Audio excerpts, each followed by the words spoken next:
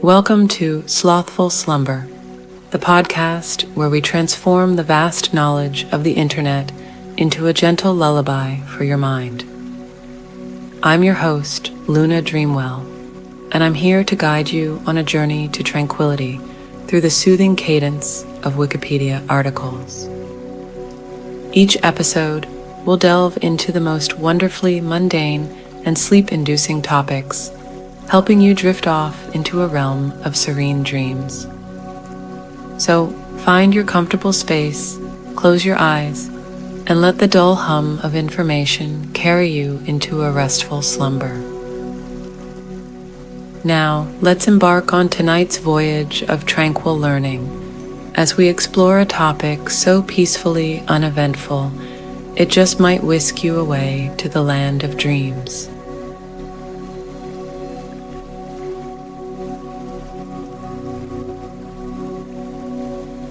This Wikipedia article is titled Diogenes.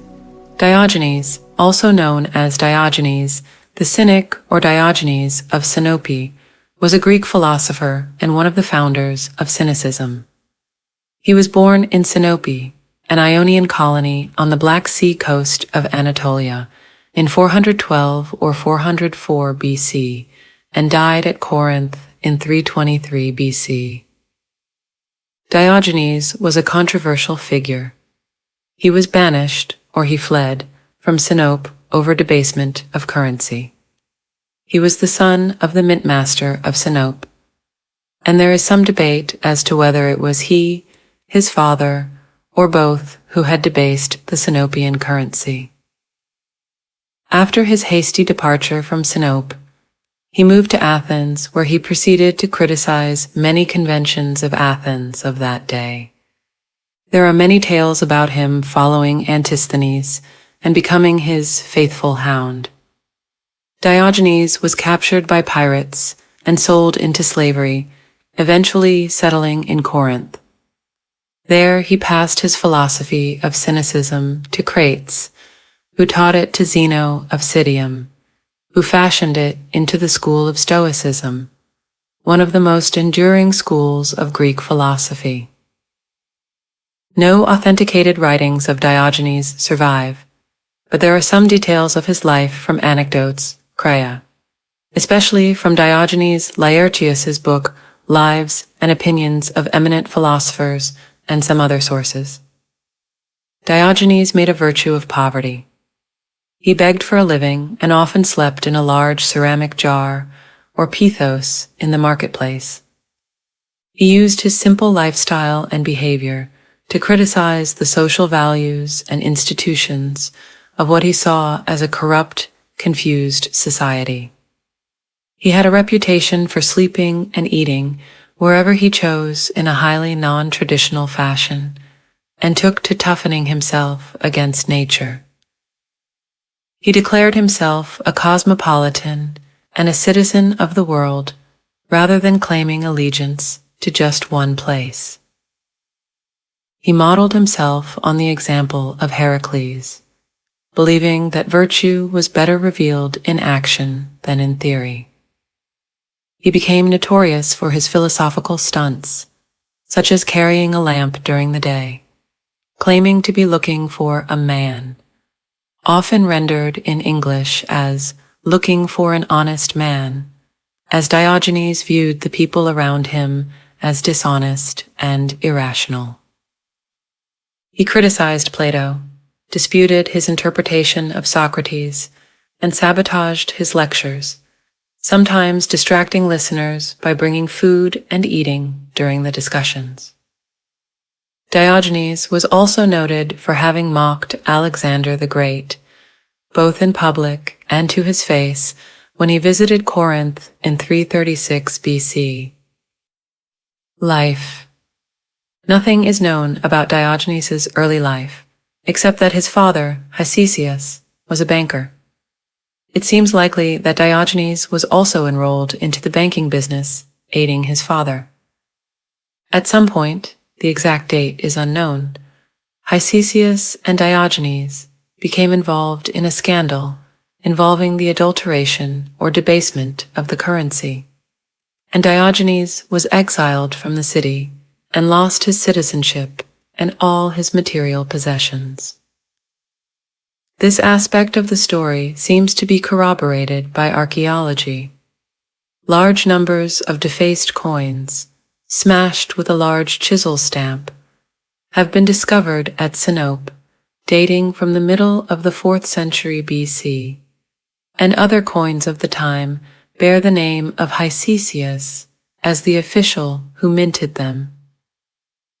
During this time, there was much counterfeit money circulating in Sinope.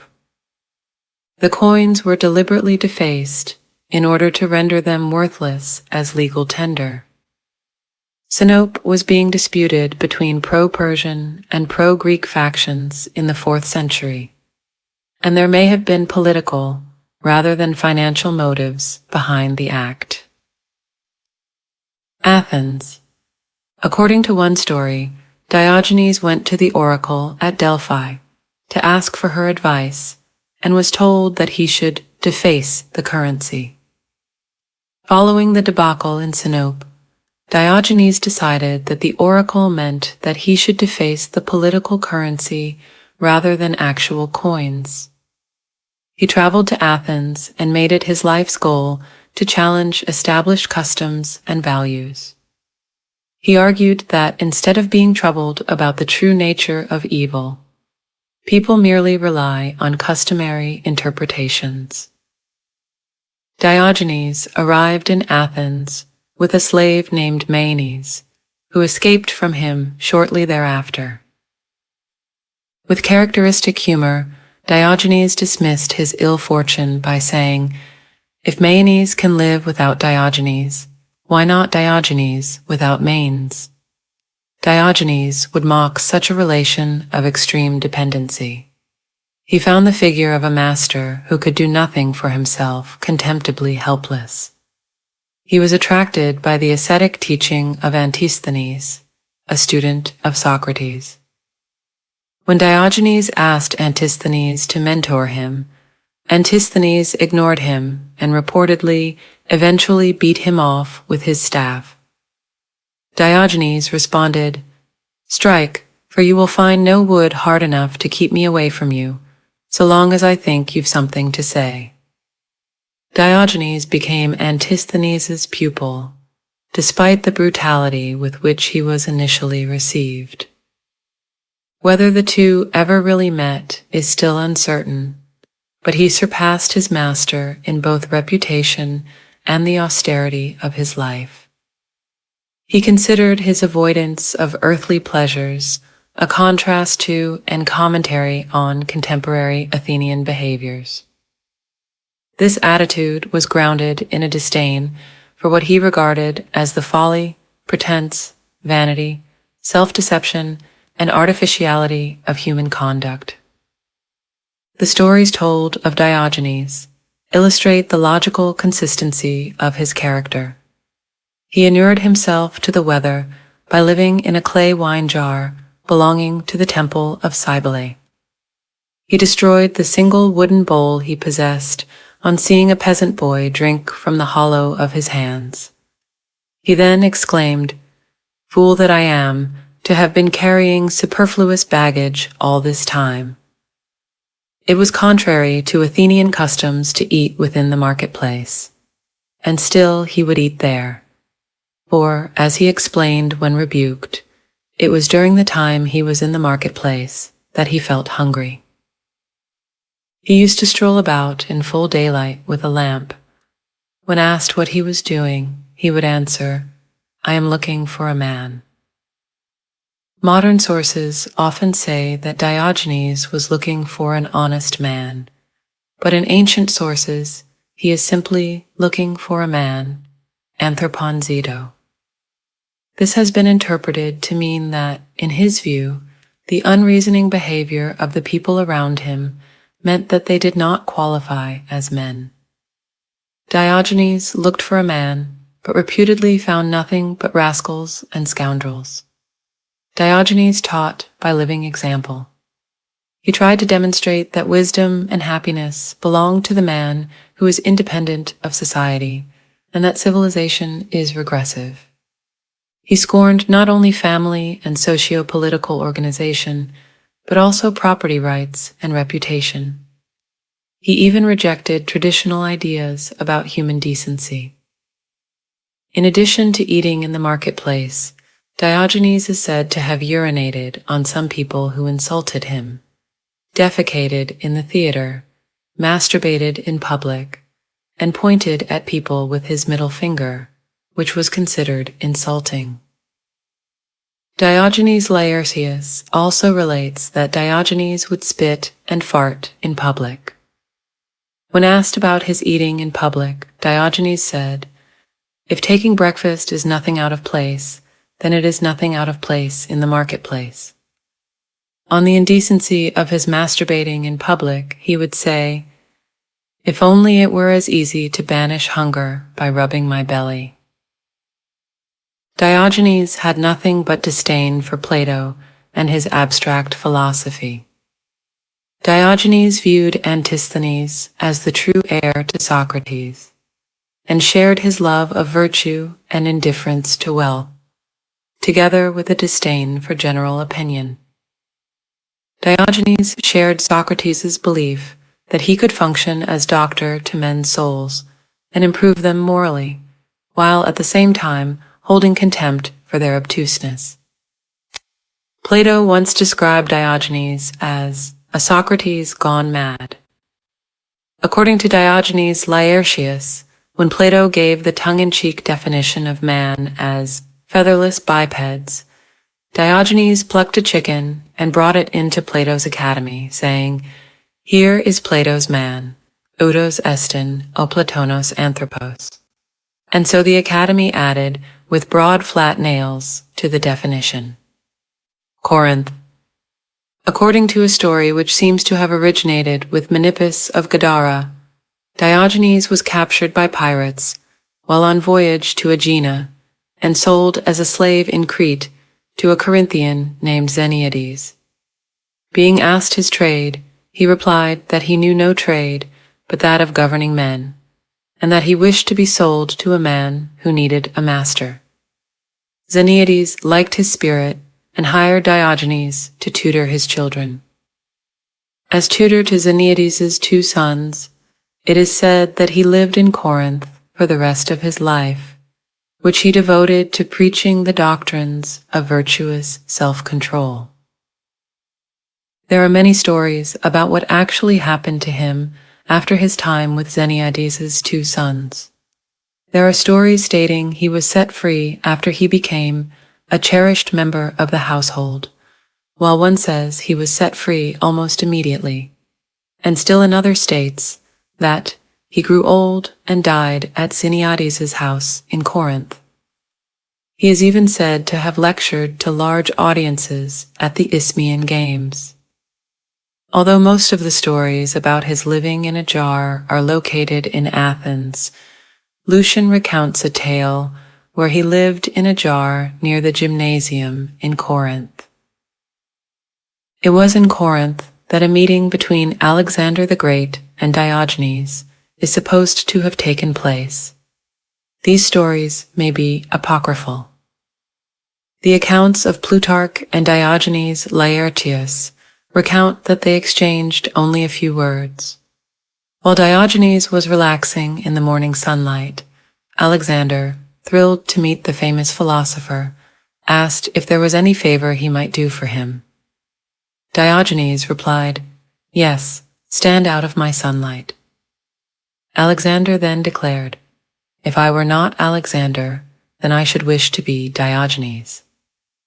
In another account of the conversation, Alexander found the philosopher looking attentively at a pile of human bones. Diogenes explained, "I am searching for the bones of your father, but cannot distinguish them from those of a slave." Death. There are conflicting accounts of Diogenes' death. His contemporaries alleged that he held his breath until he died, although other accounts of his death say he became ill from eating raw octopus or from an infected dog bite. When asked how he wished to be buried, he left instructions to be thrown outside the city wall so that wild animals could feast on his body. When asked if he minded this, he said, "Not at all, as long as you provide me with a stick to chase the creatures away." When asked how he could use the stick, since he would lack awareness, he replied, "If I lack awareness, then why should I care what happens to me when I am dead?" To the end, Diogenes made fun of people's excessive concern with the proper treatment of the dead. The Corinthians erected to his memory a pillar on which rested a dog of Parian marble. It was alleged by Plutarch and Diogenes Laertius that both Diogenes and Alexander died on the same day. However, the actual death date of neither man can be verified. Philosophy. Along with Antisthenes and Crates of Thebes, Diogenes is considered one of the founders of Cynicism. The ideas of Diogenes, like those of most other cynics, must be arrived at indirectly. 51 writings of Diogenes survive as part of the spurious Cynic epistles, though he is reported to have authored over 10 books and 7 tragedies that do not survive. Cynic ideas are inseparable from Cynic practice. Therefore, what is known about Diogenes is contained in anecdotes concerning his life and sayings attributed to him in a number of scattered classical sources. Many anecdotes of Diogenes refer to his dog-like behavior and his praise of a dog's virtues. It is not known whether Diogenes was insulted with the epithet doggish and made a virtue of it, or whether he first took up the dog theme himself. When asked why he was called a dog, he replied, "I fawn on those who give me anything, I yelp at those who refuse, and I set my teeth in rascals." One explanation offered in ancient times for why the Cynics were called dogs was that Antisthenes taught in the Cynosarges gymnasium at Athens. The word Cynosarges means the place of the white dog. Later, Cynics also sought to turn the word to their advantage, as a later commentator explained. There are 4 reasons why the Cynics are so named. First, because of the indifference of their way of life, for they make a cult of indifference and, like dogs, eat and make love in public, go barefoot, and sleep in tubs and at crossroads. The second reason is that the dog is a shameless animal, and they make a cult of shamelessness, not as being beneath modesty, but as superior to it. The third reason is that the dog is a good guard, and they guard the tenets of their philosophy. The fourth reason is that the dog is a discriminating animal which can distinguish between its friends and enemies. So do they recognize as friends those who are suited to philosophy and receive them kindly, while those unfitted they drive away like dogs by barking at them. Diogenes believed human beings live hypocritically and would do well to study the dog. Besides performing natural body functions in public with ease, a dog will eat anything and makes no fuss about where to sleep. Dogs live in the present and have no use for pretentious philosophy. They know instinctively who is friend and who is foe. Diogenes stated that other dogs bite their enemies. I bite my friends to save them. Diogenes maintained that all the artificial growths of society were incompatible with happiness, and that morality implies a return to the simplicity of nature. So great was his austerity and simplicity that the Stoics would later claim him to be a wise man or sophos. In his words, humans have complicated every simple gift of the gods. Although Socrates had previously identified himself as belonging to the world rather than a city, Diogenes is credited with the first known use of the word cosmopolitan. When he was asked from where he came, he replied, "I am a citizen of the world, cosmopolites." This was a radical claim in a world where a man's identity was intimately tied to his citizenship of a particular city-state. As an exile and an outcast, a man with no social identity, Diogenes made a mark on his contemporaries. Legacy. Depictions in art. Both in ancient and in modern times, Diogenes' personality has appealed strongly to sculptors and to painters. Ancient busts exist in the museums of the Vatican, the Louvre, and the Capitol. The interview between Diogenes and Alexander is represented in an ancient marble bas-relief found in the Villa Albani. In Raphael's fresco, The School of Athens, a lone reclining figure in the foreground represents Diogenes. The many allusions to dogs in Shakespeare's Timon of Athens are references to the school of cynicism that could be interpreted as suggesting a parallel between the misanthropic hermit, Timon, and Diogenes. But Shakespeare would have had access to Michel de Montaigne's essay of Democritus and Heraclitus, which emphasized their differences. Timon actively wishes men ill and shuns them as dangerous, whereas Diogenes esteems them so little that contact with them could not disturb him. Timonism is in fact often contrasted with cynicism. Cynics saw what people could be and were angered by what they had become. Timonists felt humans were hopelessly stupid and uncaring by nature, and so saw no hope for change. The philosopher's name was adopted by the fictional Diogenes Club, an organization that Sherlock Holmes's brother Mycroft Holmes belongs to in the story The Greek Interpreter by Sir Arthur Conan Doyle. It is called such as its members are educated, yet untalkative, and have a dislike of socializing, much like the philosopher himself. Psychology. Diogenes' name has been applied to a behavioral disorder characterized by apparently involuntary self-neglect and hoarding. The disorder afflicts the elderly and is quite inappropriately named, as Diogenes deliberately rejected common standards of material comfort and was anything but a hoarder.